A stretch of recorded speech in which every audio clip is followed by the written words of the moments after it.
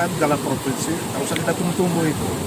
Kita ambil alih, sementara nanti berikut kepada camat agar segera mengusahakan bakal-bakal kelapa sementara dan tidak lanjut nanti untuk uji kemarin diharapkan dari provinsi segera tuntas. Langkah pertama dulu hari ini adalah supaya akses ini berjalan dengan baik.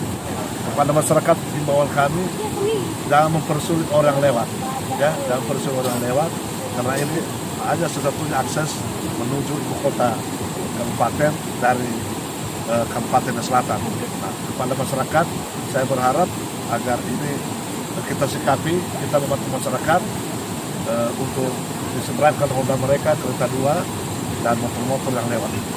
Hari ini Pak Camat kita usahakan supaya lewat semua kendaraan roda 4. Nah ini hujan deras ini terus.